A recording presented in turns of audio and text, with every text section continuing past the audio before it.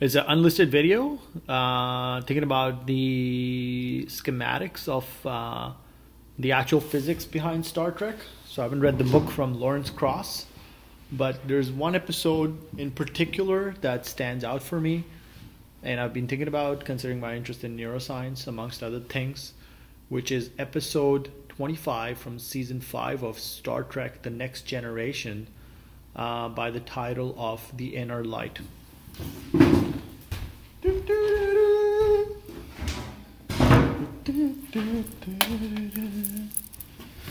So in this episode, Picard is knocked unconscious by an alien probe, like some kind of a light, I think, if I recall correctly, and he's unconscious. And while only a couple of minutes pass for everyone that's around Picard, 40 years pass by in his mind, and this time is spent on a planet. I think the name of the planet is Kamen, and during this time, Picard's a humanoid scientist, and the planet is threatened by the nova of the sun around them. And I think afterwards, towards the end of the episode, Picard realizes that the purpose of the probe, I think they were exploring some kind of a probe. My memory is very sketchy, although I do have the Wikipedia open on the side. But the purpose of Picard experiencing what he experienced 40 years was to keep the memory of that the species on that planet alive in his mind. So it was some kind of a memory file, or like some construct that merged with his memories in order to be able to keep the memory alive without actually becoming parasitic, as in like completely overtaking his body mind for an extended amount of time. And how Picard knows that these experiences were real was that he started playing the flute while at this planet, and he didn't play the flute before. So after he was conscious again on the Enterprise, he had retained the ability to be able to play the flute. And so this is quite interesting. It makes me think about a couple of different things. That's why I'm kind of making this video about this. But one of the things I'm thinking of right off the bat is this book written by Lawrence Krauss. I think I'm saying his name correctly. And the book is called Physics of Star Trek. Physics of Star Trek, which I haven't read. I haven't read this book. But if I wanted to learn more about what was really going on here, that would be my first avenue, I think. And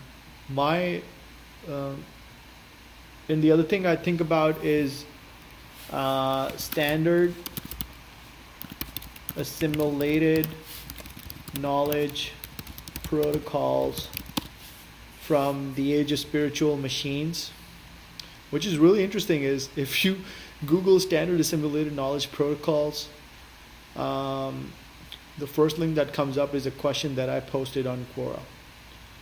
And I think I've even extracted something from Ray Kurzweil's book, The Age of Spiritual Machines, which is where this idea comes from, really. It's Ray's idea.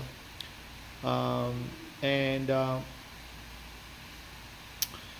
I made a blog post about it, although that blog post doesn't come up in the Google search. But anyway, so these are the two things that it reminds me at the top of my head in terms of schematics of how something like this could be powered.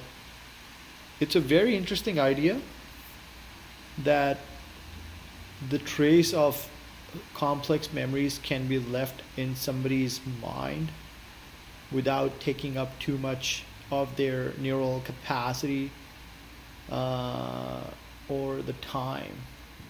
And there's something fundamentally deep here, and I've been thinking about this episode on and off, and like I'm not thinking too deeply other than what I just shared, but there's something very interesting here, and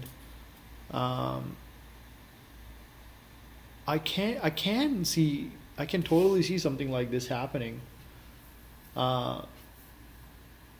I guess right now, considering the evolution of the human species on this planet, it would kind of beget the question of why we'd want to do something like this. And I cannot think of I can think of some reasons, but I cannot think of reasons in a extraterrestrial or galactic sense of why this would happen. So if, say, for example, some kind of a construct for transferring thoughts and emotions was created, and it does turn out that there are tens of millions of other species and civilizations out there, then I could kind of see a real need for this technology whereby the essence of thoughts, feelings, emotions, and representing knowledge and transferring it as well would be passed rather efficiently and instantaneously amongst different species across the galaxy in order to promote knowledge and swap information and maintain the coexistence.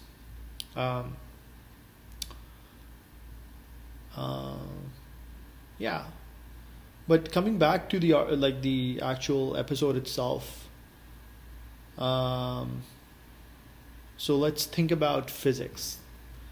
So Picard's first of all knocked unconscious by, is to quote from Wikipedia, in the story, Captain Jean Luc-Picard is struck unconscious by an energy beam from an alien probe. While minutes pass for the rest of the crew, the probe makes Picard experience 40 years of lifetime as Kamen, a humanoid scientist whose planet is threatened by the nova of the sun. So I might be repeating some information in this one, but this video is unlisted anyways. Towards the end of Kamen's lifetime, Picard, who never forgot his life on the Enterprise, learns that the purpose of the probe and the 40 years of virtual life it gave him was to keep alive the memory of Kamen's race long after the death of their civilization. Brought on board afterwards for analysis, the probe also contains Kamen's flute. Picard, having mastered it during his 40 years as Kamen, finds he retained the musical skills he learned and can still play it. He keeps it as a memento for the remainder of the series. And the article continues. So let's talk about physics. So I spoke about the book Lawrence Krauss wrote, and I don't know, obviously I haven't read the book, so I cannot comment whether he talks about cognition as in terms of physics as well. And the other thing I spoke about was standard assimilated knowledge protocols, which, the way I understand it, is a way of representing knowledge in a way that would make it instantaneously transferable. There's actually another thing that I'm thinking about. There's a couple of things. Third one is a mind file. The book that I read is called Virtually Human by Martine Rothblatt, which is a digital copy of somebody's mind that has been downloaded, for lack of a word, can be uploaded, and it's not just a file. Maybe it's a collection of files, and you can pick and swap as to what you want to do. The implications are quite profound when it comes to something like this. These are so this would be like, so physics of Star Trek, SAKP, mind files. And the fourth one would be like a neural prosthesis. which I believe are going to evolve in a variety of different ways, an interesting set of ways. And so these are the four things, or four or five, three or four, I don't know how, like I'm not losing count. But these are the couple of things I can think of at the top of my head. Now,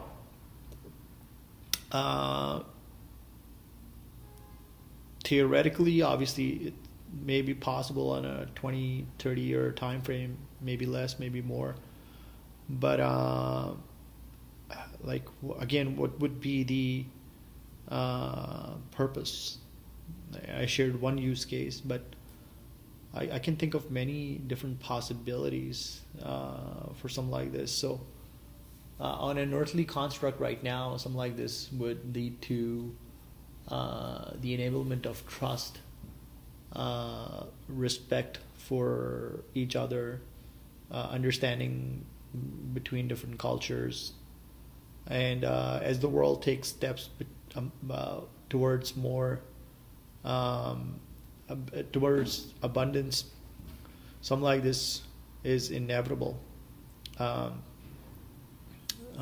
So it's going to start with virtual reality and leveraging virtual reality in order to be able to power more empathic experiences.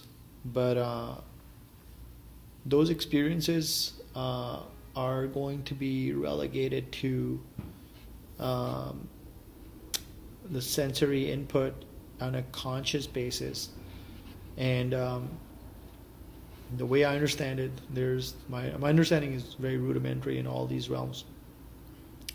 But the way I understand it, there's different states of cognition, or I don't want to use the word consciousness. So there's different states of cognition.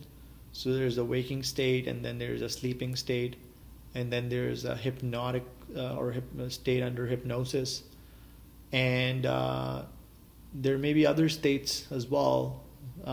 Some people claim that they have an out-of-body experience, so that's like a conscious experience while you're sleeping. I don't know if it's true or not. Maybe it's just an hallucination. So are hallucinations, what are they? And so there's these different states, and you can kind of quantify how the brain is in terms of the waves it generates and whatnot. But to keep it simple, you have the waking state, and there's different levels of focus and attention and other things that people exhibit during that state. Then there's the sleeping state, and in that sleeping state, a dream state is induced, which in a Freudian sense can be classified as craziness, or that's what Freud says based on what I understand. Because dreams don't really make rational sense from the perspective of that is probably the brain doing some kind of consolidation through the hippocampus, and it's making just kind of mixing and matching memories as it does that. That's what I think dreams are. And the third, again, is the state of hypnosis, which I don't know anything about. I just read up on this, and Freud claims that if you want to really figure out, I was reading up on hysteria for some reason. Just kind of going through the complete works of Freud in the PDF. And in one of the things he says, or for Freud and the person he wrote it with, they say that somebody who may be hysterical may actually exhibit very succinct or clear submental faculties, but when you put them in a state of hypnosis, that's when you can see that things are not, they're basically insane. And the same cannot be said for them to be in a dream state, because again, dreams don't make sense for almost everyone. So where am I going with this? I've noticed for some reason videos related to psychiatry pop up in my YouTube feed, which I have an interest. It's one of the sub goals I've set for myself, because I've seen individuals struggle with mental health and addictions in my family, and including myself, I would say, with I think mental health and addictions go hand in hand. One feeds the other, and you can argue which one comes first. But going back to the conversation, what I was saying, because these videos come up, one of the things I've noticed is I've only watched 4 or 5 videos, duration 10 to 30 minutes each, and one of the things I noticed is based on the question that the psychiatrist is asking the individuals, they respond back say they wouldn't respond properly to the actual diagnosis. So if somebody has psychosis, they seem hysterical, for lack of a better word, or maybe that's a different thing. Or somebody with schizophrenia may ramble on about a bunch of things. But some of the other things they can do. So if you ask them to do simple mathematical functions in their mind, they can. If you ask them to keep on subtracting a number in a succession forward or backward, they can do that. If you ask them to spell certain words backwards, they can do that. So different things are have different symptoms, as in different conditions have different symptoms. But there's something about being able to do some of the tasks cogently and do them correctly, which posits that certain areas of the mental models are still functioning. And it posits in the first place that there must be mental models. And so these are the kind of insights that I kind of think about when I'm watching these interviews. And where I was going with this is that back to Picard. In this case, Picard has a extraordinary experience whereby, again, during a couple of minutes of time elapsing on the Enterprise and his physical surroundings, 40 years of time has passed by in Picard's mind. Now, from a rationalist perspective, it's not that Picard went into like some kind of a time warp and spent 40 years at some place and came back and his body was rejuvenated, because he actually ages in his mind during those 40 years, based on what I understand. So there wasn't some black magic voodoo happening here, from what I understand. So again, I'm commenting on something that is fictional, but it's a very interesting thought experiment. Like, if it will happen, if something like this happened, how would it happen? And actually, I think thinking about this actual question leads to very interesting hypotheses. It could really revolutionize a lot of different things. It could revolutionize drug discovery, scientific discovery, and technological advancement, and a lot of things could benefit from a construct like this if done ethically, always ethically and in a transparent manner, with buy-ins from different segments of society. Like, I'm not getting into that conversation. You got to structure society that way in the first place, whereby you have reason and humanism, and that's not an afterthought. So again, coming back to Picard, how would this happen? So there was an alien probe, and there was an energy beam, and the energy beam strikes Picard, according to Wikipedia. I'm going by Wikipedia at this point because I think it was last year that I saw this episode, or the year before. I think it was last year. So, however, the essence of the memories of this species was stored. It was stored in this energy source of sorts, and they had binded their memories in this construct, whatever this construct is. When Picard is struck with this beam, the memory traverses his neurobiological system, and my uneducated guess is the memories would seek to route themselves through the hippocampus. So a rapid series of translations and transmission were happening in Picard's mind. Now, let's think about this a little bit more. Based on what I can understand, without going into Plato's allegory of caves or the brain in a vat or any such experiments, thought experiments, which maybe they may be true, but without going into those, like, so let's assume that for the sake of this discussion that I am conscious right now.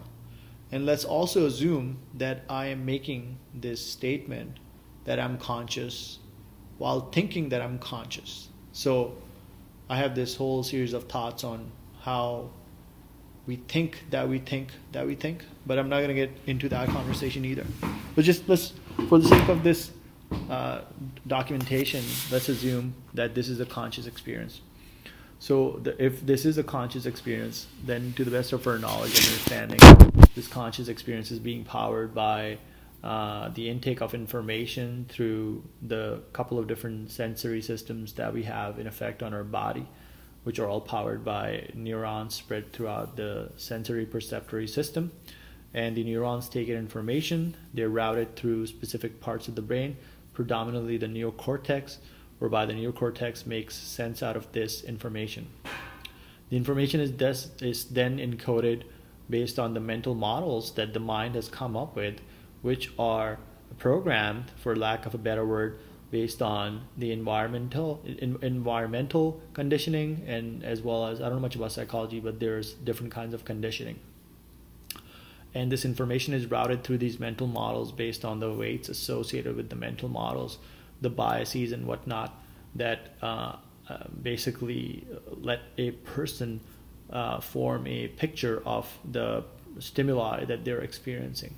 And that model is overall is what governs what set of stimuli this person is going to hold in their mind, and what information they are not going to hold in mind. There's a lot of complex things other than the individual psychology. There's group psychology, and there's all these different other stimuli that the person has to weigh in terms of the group psychology, the social cost, and whatnot. So not getting into all that debate, but like the very, very bare bones rudimentary framework would be something like that. The memories are encoded. There's short-term memories that get routed through the hippocampus, become long-term memories. And I would assume after that, they get written to the different parts of the brain when it comes to, so they get written to individual cells. And then the memories are made redundant. So the evolution has kind of programmed the brain in such a way that for any given part, if something happens, then there are memories. The memories I'm thinking can be retrieved from another part of the brain, which is interesting how evolution has designed it, considering that the brain is quite susceptible to damage from things like stroke and whatnot. So it would be interesting to kind of hypothesize why evolution came up with this redundant fashion of writing cells, and what is the evolutionary precipice of something like that. Anyways, without going too much into detail, so that's like the very rudimentary framework of how cognition would be powered in a biological system, in this case Homo sapien.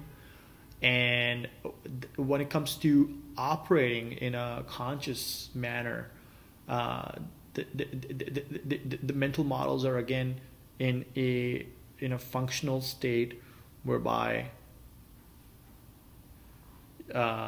memories are getting pulled from the different parts of the brain, again in this case, in order to be able to perform different functions.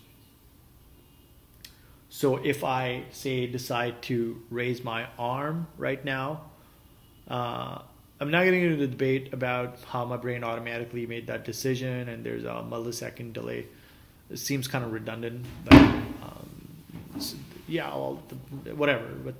But so the thing I'm trying to get to is that there's a portion of my brain that is responsible for the motor activity, and then within that region, maybe there's something that's responsible for the movement of this particular limb that through the sensory nervous system is connected through to my brain.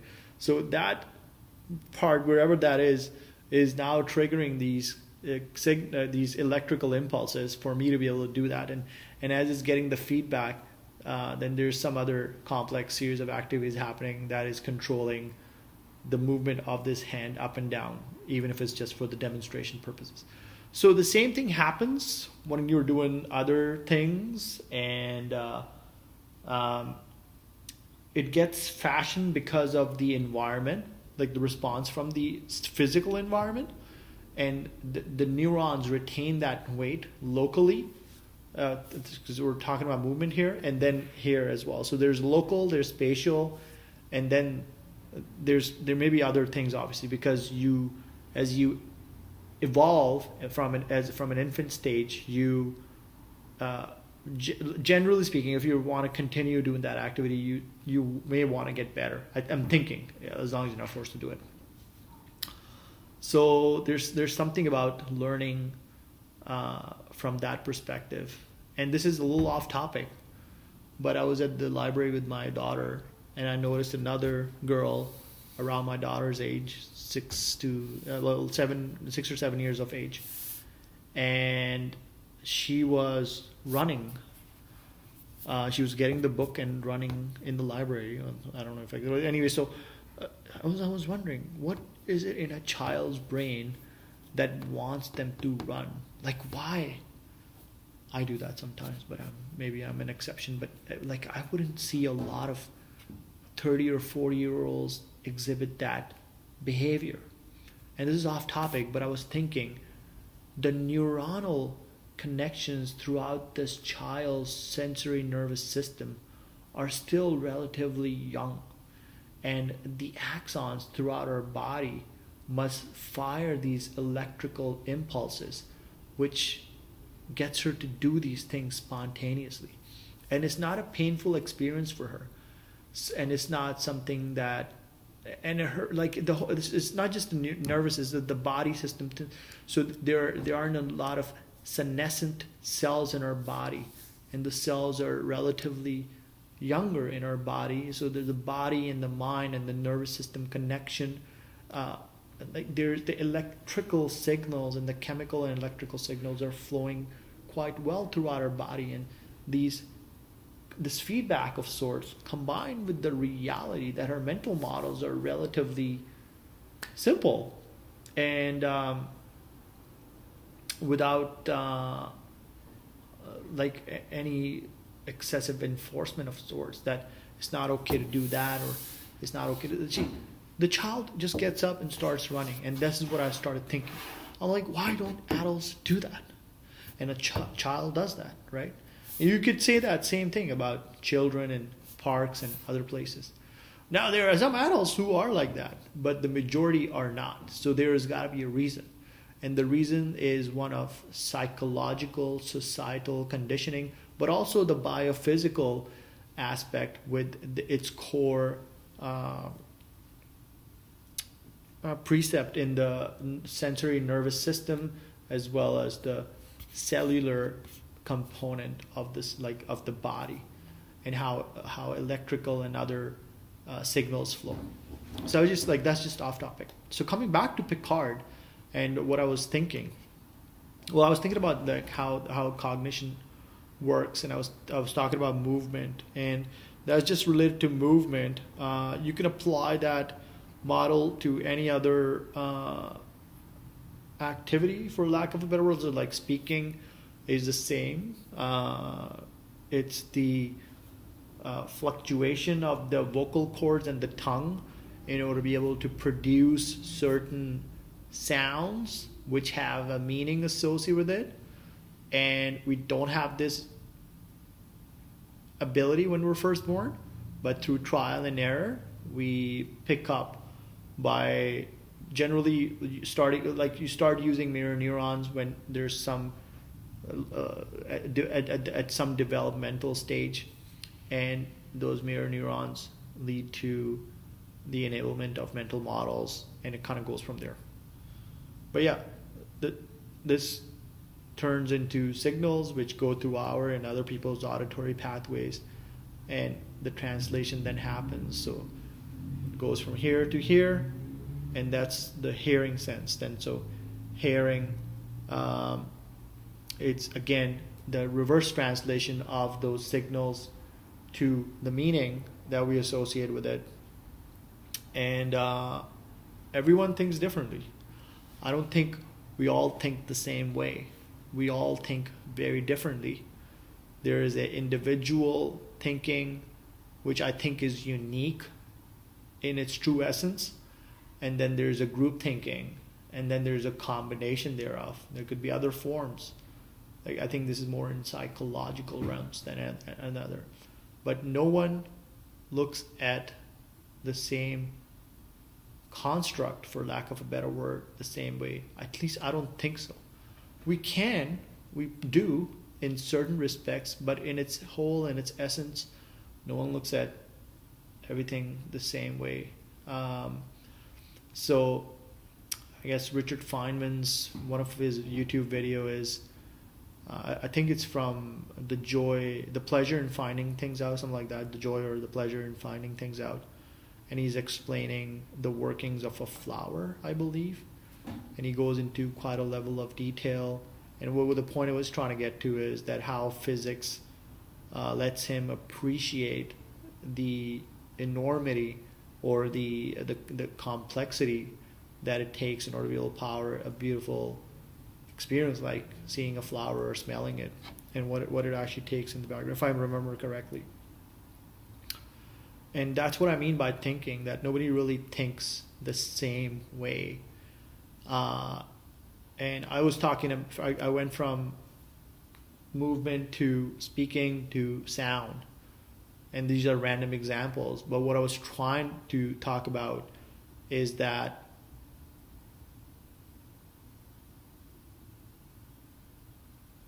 how we take in sensory input is based upon our mental models. And those mental models govern what sort of information, first of all, we should be taking in.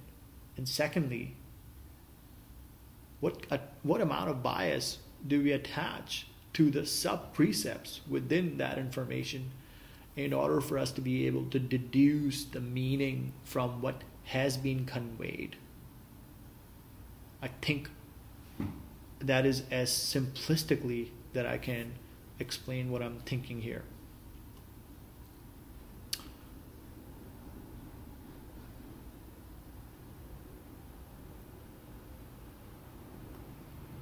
So going back to where I was, so this is, again, that was movement, this was speaking, this is hearing, there's touch, and there's taste, and there may be other senses as well, in terms of what the microbiome powers and whatnot. But maybe not,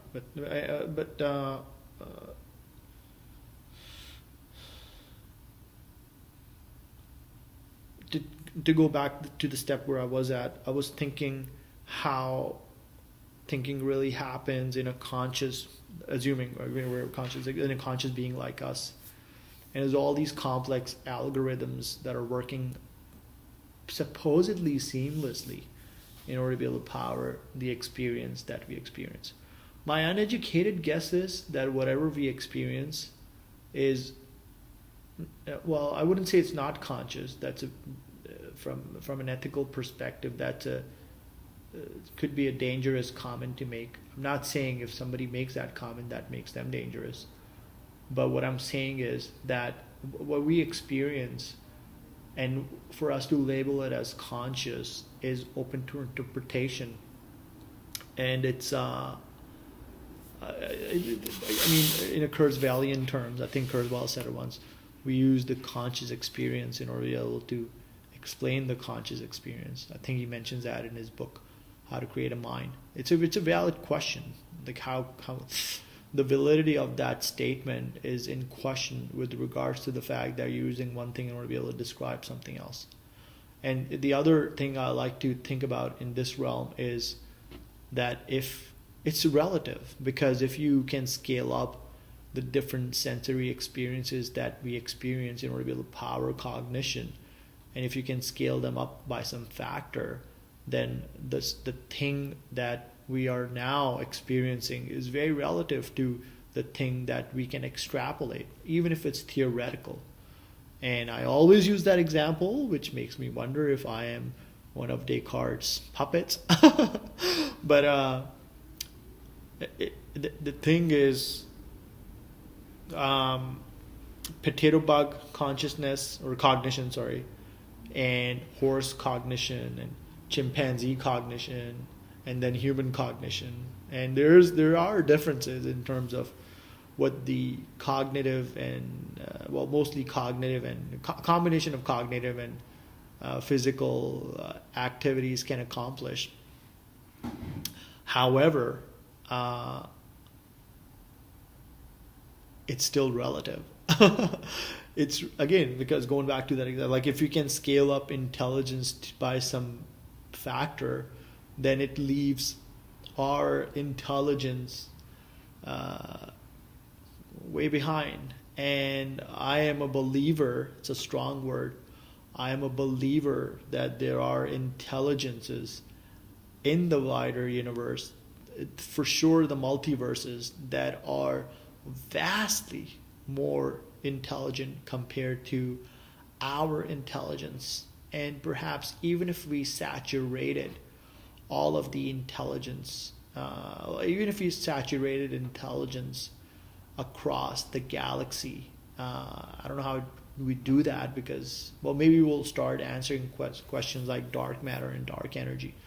But even if we did that, then there may very well be intelligences greatly superior out there. Not in terms of a god intelligence or whatnot, but more like in an evolutionary sense, whereby you have the life forms like the amoeba and the bacterium, and then you have higher life evolving, or higher. Again, it's all relative, because the crocodile has been living on since the time of the dinosaurs, and we were purgatorious at that time, and we were the shrews, and we evolved into apes, and the crocodile is probably going to keep on living for another tens of millions of years, if another asteroid. Anyway, so going off topic, but what I'm trying to get to is that these are my interpretation, that all of these things are relative. And so coming back to the question of thinking, so there's all these activities happening. So going back to Picard's experiences, this was like the longer detour. It's a really long detour, and kind of come back and merge back with the stream. But I think it was a good detour, and kind of helped me flesh out the basic precepts of how I think thinking happens. But anyway, so going back to Picard, Picard experienced the full immersive experience in experiencing the life of another species. Can this be categorized as an hallucination? Yes, technically speaking, yes. But the fact that he was able to master a new skill while in this sensory experience puts a question mark over the validity that this was in effect a medical, like a purely an hallucination in medical terms. Now, like I don't know much about the medical events whereby something like this may have happened, whereby somebody may have gone into some kind of a hallucinatory, if that's even a word, state, and they came out of it, and one of the things was they acquired some difficult to master skill all of a sudden. In a functional sense, things like this will be possible because of things like brain nets. So we are already doing this with, I think, mice or rats and monkeys maybe, and beginning to transfer skills over from one to another in terms of like putting them through a maze and then connecting two mice to a brain net, and then they would one would master the maze and the other one would also know without actually trying a whole bunch of common. Mice have a brain that is adept at going through mazes. I don't know how I know all these things. Just kind of came up in my Facebook feed. But anyways, in this particular case, the other one was able to replicate the knowledge because they were plugged into the same brain net. So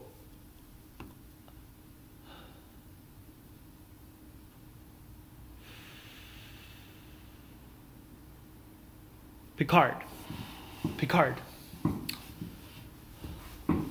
And obviously there's things like optogenetics and whatnot. So,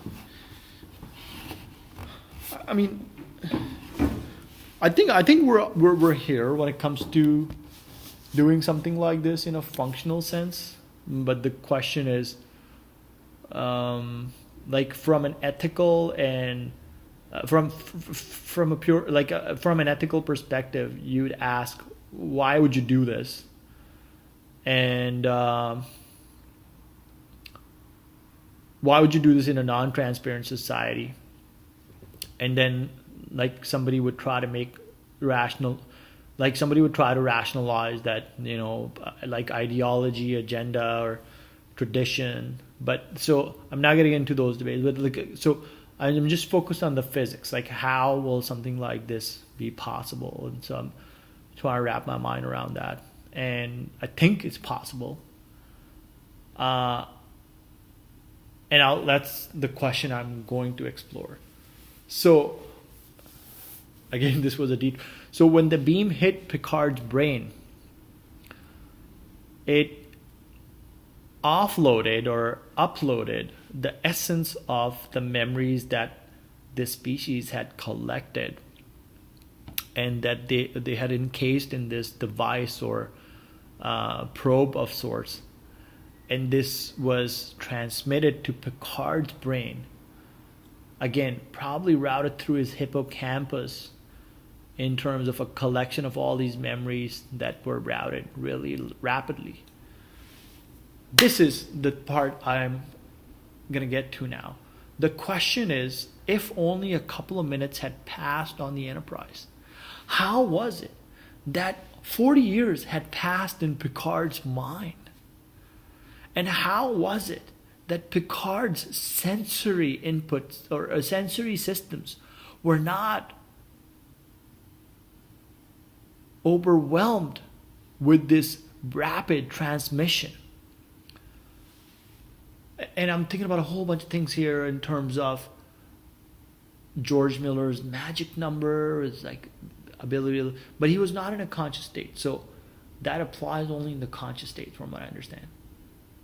And you can, but theoretically speaking, you could transfer information much more rapidly, considering how the mental models are architected when it comes to the conscious mind, unconscious, and like say different states of mind. So like I said, there's 3 different states that I am personally aware of. There could be many more, but you have the waking, awake state, and then the dream, sleep, and sleep has different cycles, and then the dream cycle is different, and then you have hypnosis. But I think other than the like maybe hypnosis and the awake state doesn't apply, but in the dream or the sleep state, I think there may be a way to transfer. So the Picard was unconscious. So you have to understand that. So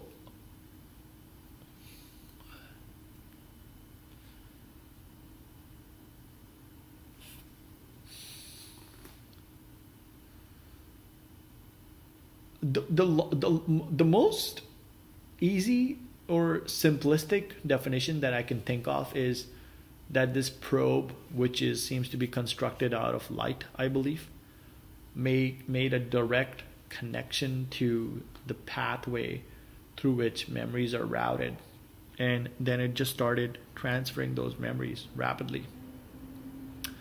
And I'm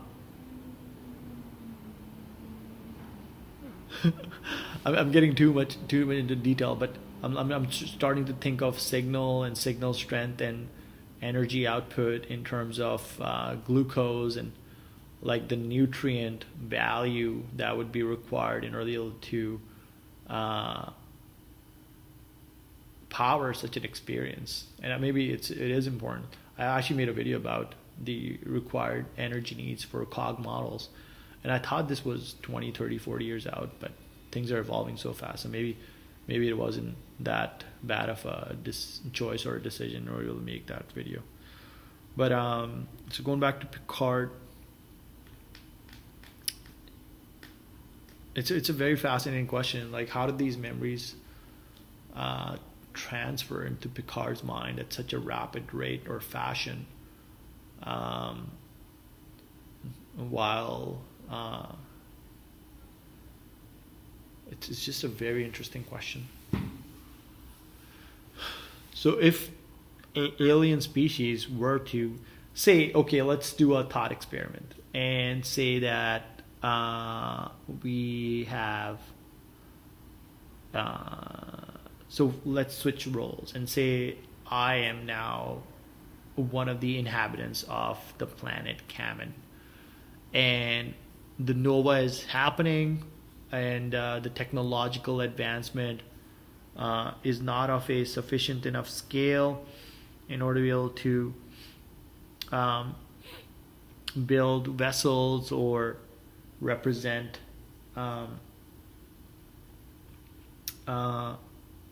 information in a way whereby a backup of the civilization can be replicated, or that a portion or if all of the inhabitants can move to another place. So people get together and the decisions made with respect to preserving the sum total of, and it wouldn't just be the heritage, it would be the collection of. And then an ethical decision is made that if life is indeed found at some point in the galactic cluster or galaxy, like the wider galaxy at that, then the ethical thing to do would be to not overtake the nervous or the sensory nervous system. It's based on a lot of hypotheses, right? That life is going to be kind of like similar to ours. It's going to be biological. It's going to have a brain. The brain's going to be made out of biology. There's a lot of hypotheses here that are being, but to say that these are the hypotheses. Going back to the ethical considerations, the ethical consideration would be that, that once that the interaction with another species does happen, that the Kamen sum total of memories are not going to overtake this being's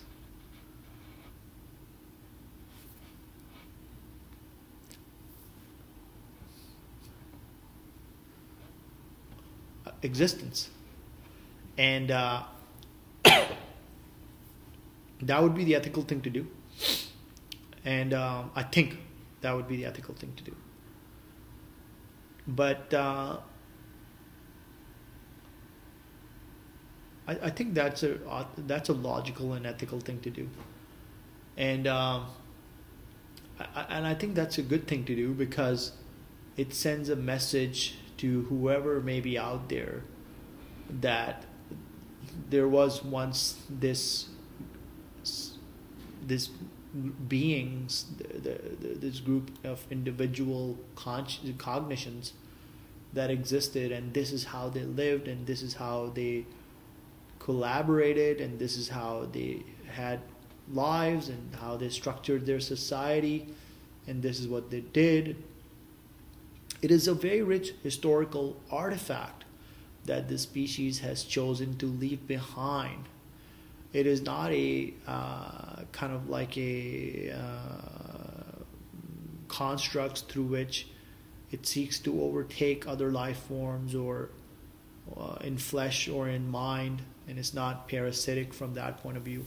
It's simply a remnant, a remnant of that species. And it's kind of like humans sending the shield or that plaque on Voyager with the picture of the man and the woman and our position in the solar system that we inhabit, as well as some other things. I think it has some songs and television transmission, but the exterior has some basic information, at least from what I gather. So that would be the ethical decision that this group of beings would make. And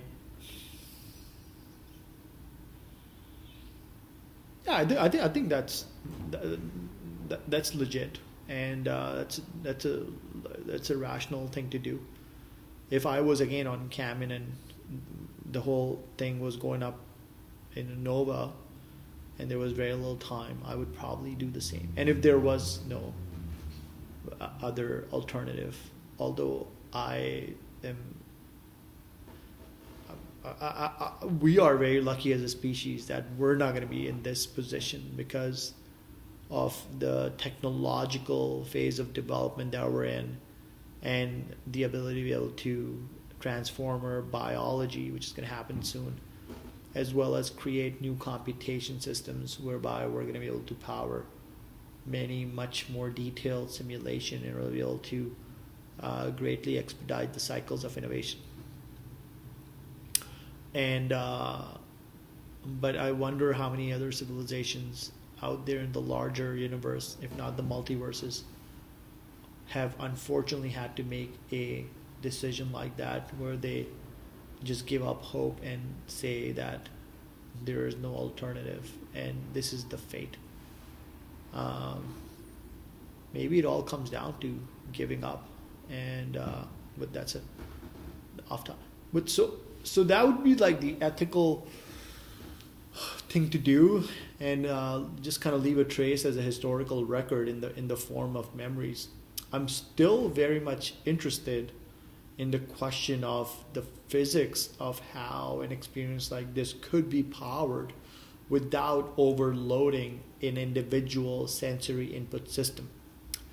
Now, in the future, something like this would be very feasible, because what's going to happen is that the brain or the mind is going to be connected to the cloud in a Kurzweilian fashion. So the information that is passed between such conscious entities is not just information that's it's kind of like going from scrolls, literally, like writing something on a stone scroll. Information intake is slow, from what I understand. It's subjective because the interaction with the environment is a lot more, so that's pretty rich. But like information intake from scrolls versus information intake via hypertext today, on the surface, is exponentially greater, and this is going to continue. So when your brain is connected directly to the cloud, the information intake is going to be again exponential, and the information is going to be encoded, knowledge is going to be encoded in different ways.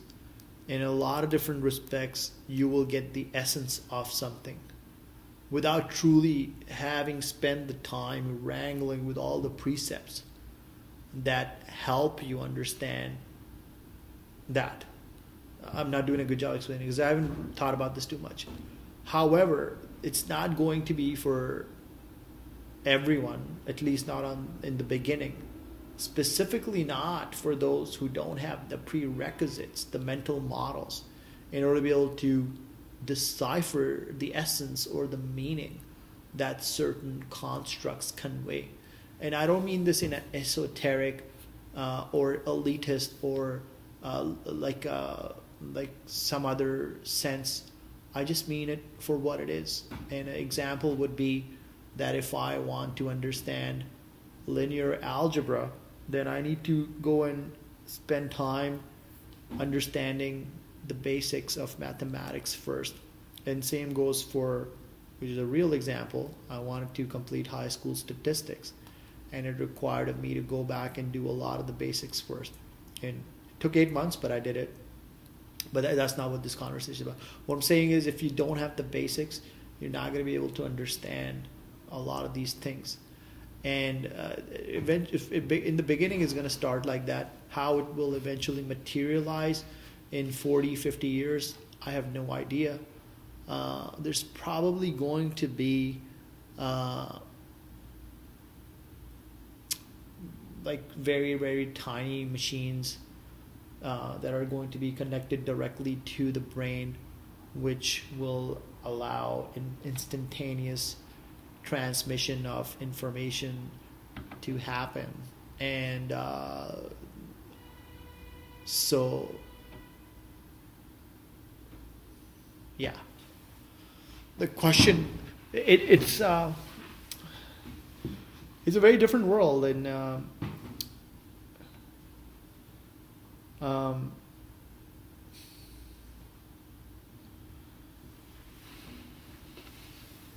my mind's going in different directions at this point. Because I'm thinking, if you can, in effect, replicate minds and mind files and encapsulate it, and you have miniaturization and you have further miniaturization, then logically speaking, there isn't necessarily a dependence on the physical self in this form. Or maybe there is. So I mean, I know. So I don't know. Like, I'm thinking of the translation hypothesis. But that's off topic. Coming back to the thing, it's a very interesting question. How did 40 years worth of experience get transferred from a foreign entity into the mind of an individual entity in a short amount of time, without overloading the cognitive capacities or the memory capacity of that individual being, which in this case is Jean Luc-Picard in Star Trek. And just thinking about this one question alone makes you think about things like what I mentioned, how basics of how thinking happens, how we think thinking happens, how memories are routed, how memories are stored, the fashion through which memories are stored, redundant, how that happens in different cells in part of the brain, the rate of transmission with respect to overload or not, the energy requirements of all of these operations with respect to the biophysical processes that are happening within the body and the brain, going down to electrical impulses, the energy required to be able to do that, and the systems that are powering that in the first place. In this case, our case, the digestive system breaking down the nutrients in order to be able to release the energy in the form of glucose that the bloodstream absorbs and channels back in the blood supply, which eventually the brain makes use of in order to be able to do its thing. So I think most of these operations happen at the cellular level, so I don't know much about that. But so, like, this one episode is triggering so many different questions, and these are all very important questions in my mind, and answering some of these questions would, in my opinion, could lead to entirely new sub-sciences, and greatly help extend human life, improve the quality of human experience, help maybe tackle some mental illnesses. They can help with the rapid transmission of knowledge and information. How do you classify the two? I may have a much better definition of knowledge versus information. I'm still trying to wrap my mind around information in a John Archibald Wheeler sense. Like I said, I don't understand what the term actually entails. Even a very simplistic definition of information, not like zeros and ones. But anyway, so these are all the questions. And one thing I would like to say at the 1 hour mark is that art changes the world. And I have been personally struggling with this question, considering the startup that I launched. The whole purpose is to enable artists and expression, and to power the positive stories and the dreams in a universal sense. So there's a common set of standards that all humans, hopefully all sentient beings, adhere to, as in being nice to others. And when you do something good, you feel good. When you don't do something good, you don't feel good. And that's what I mean by a general universal definition of positive experience. What I'm trying to get to is that artists do change the world, and they spark imagination in the minds of the viewer or the listener or the one experiencing the art. And art is not just relegated to a form. It's not a painting or a poem or a dance rendition. It is a very diverse set of experiences that are powered by different varieties and diverse set of varieties of artists. And there's a whole talk or series of thoughts about how different expressions and artistic expressions spark different kinds of experiences in the minds of the observer. And this, what I've been talking about for 1 hour, is just based on my interpretation of that one artistic expression in the form of episode 25 from season 5 of Star Trek TNG. I wonder who wrote this episode. I think I may know, but I don't want to take any guesses. I think it was a South Asian American gentleman who wrote most of the screenplays for Star Trek. And I think he was a physicist in terms of what he studied. I think he had a PhD in physics or something, or definitely a master's. But what we're trying to get to is the one episode which is an artistic expression spawned or sparked all of these thoughts in my mind. And maybe I'll make this video public in the future, although I'm kind of tired, or maybe not. But what I'm trying to get to is that art does change the world. It has the ability to be able to spark imagination and stories of hope and healing and pleasure. This comes from somebody I've been talking to recently. And these are really profound and powerful experiences that can have a transformative effect on our collective and individual evolution. And there's a good definition of the word powerful. I just like to end the video on that note. Still haven't really nailed how this experience may have happened for Picard, but if there is any sliver of a possibility that something like this can happen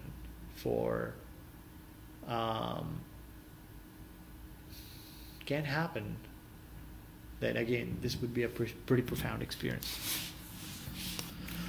All right, that's it.